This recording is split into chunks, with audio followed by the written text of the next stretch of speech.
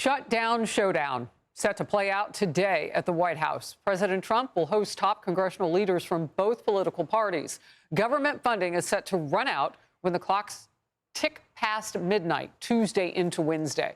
Democrats are blocking a Republican bill to keep the government open until late November. The political blame game in full effect. What the Democrats have done here is take the federal government as a hostage. It's up to them. If they come into the meeting to seriously negotiate, it would be the Democrats that are shutting down the government and causing this pain for the American people. If there is a shutdown, it is going to be a Republican shutdown. It completely comes down to Schumer and Hakeem Jeffries. What they've proposed is a complete blank check to the president. They're the ones that are going to be the ones blamed for the shutdown. We will not support a partisan Republican spending bill that continues to gut the health care of the American people. It's fine to have partisan debates and squabbles, but you don't hold the people hostage for their services to allow yourself political cover. And that's what Chuck Schumer and Hakeem Jeffries are doing right now. When it comes to the White House, Vice President Vance tells Fox News the ball is in the Democrats' court. We don't want to shut down the government, Martha, but it's really up to the Democrats. I think the American people really should pay attention to the fact that Democrats are threatening to shut down the entire government because they want to give hundreds of billions of dollars of health care benefits to illegal aliens. I've never seen anything like it. It's such a stark contrast between Republicans who are trying to put the interests of the American people first and Democrats who I think would want to take money from the American people to give benefits to illegal aliens. In focus now, Republican Senator Eric Schmidt of the great state of Missouri, vice chair of the Joint Economic Committee. Good to see you. When you see the political ball going back and forth, there are people involved in this. So what do you tell the American people about this moment? That the Democrats have a choice. They can choose a relatively nonpartisan government funding bill that takes us to November while we continue to work on appropriations bills. That's a very reasonable thing to do, and Democrats have advocated for that in the past. Or they can hold it hostage for another $1 trillion worth of spending that's ridiculous, including funding for health care for illegal immigrants. That's really what they want to do. But the other thing I think that's important to note here, Harris, is that what this is really about, it's really not about the CR or the funding, which is very reasonable, we would normally get done. It's about this radicalization that's happened on the Democrat side with their base and many members in the Senate who want to be perceived as fighting Trump as opposed to fighting for the American people. That's what this thing's all about. So it's going to play out over the next 2 days. I hope we can find some resolution here. But Chuck Schumer is afraid of his own shadow at this point, and a lot of Democrat members want to grandstand, not govern. Yeah, it's interesting. They've played this before, and they lost in November, and they don't win on the issue of just make it all about Trump. Let's move forward. Is Senator Majority Leader John Thune with an op-ed today in the Washington Post.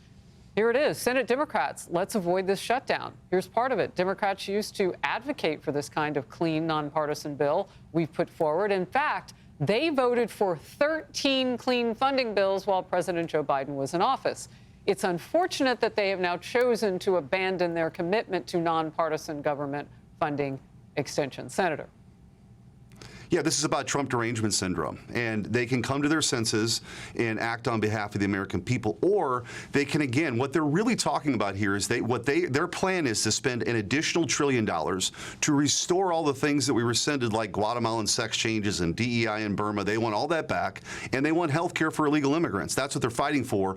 But again, they want to be perceived as the resistance more than a party that's willing to govern. And this is the time, I think, where we come together, fund the government, give us time to continue to work on appropriations bills, but the ball really is in their court. Republicans are pretty unified here, and this is something, again, that Democrats have advocated for in the past. Yeah, it's so interesting you put it that way, though. They want to put back the government that they lost on. They want this president to become what they couldn't pass as policy. All right, let's get this. Here are just a few of the government services that are affected in a federal government shutdown: Social Security and Medicare, environmental and food inspection, national parks, air travel, health and human services, IRS, and SNAP food assistance. Look, there are some things at stake here. What do you say about it? Yeah, I think the Trump administration is going to go out of their way if the Democrats choose to shut down the government to make sure essential services are provided for Americans. But there will be consequences.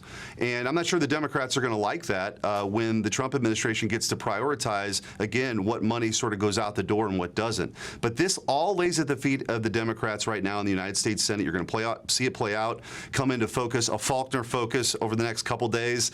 So the negotiation will be dynamic. But the truth is, the Democrats want something that's totally unreasonable, and they know it. They just want to be perceived as fighting Trump so the folks on MSNBC can get all excited. But it's all political theater, and it really is a tragedy for the American people. All right, real quickly, you said negotiation will be dynamic. Is there anything that you can offer the Democrats from the Republican side right now to put into the conversation that might move it forward? Something, just anything.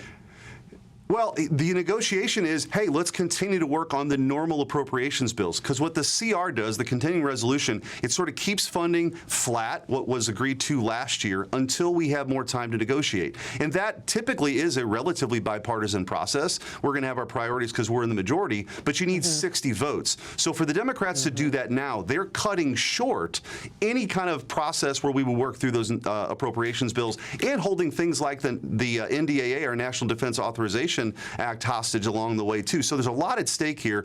This is relatively simple. A lot of times, honestly, things get overcomplicated in Washington, and there are controversial things we deal with. This really isn't one of them. But again, the Democrats want to be perceived as the resistance to President Trump, and that's what this whole thing is about.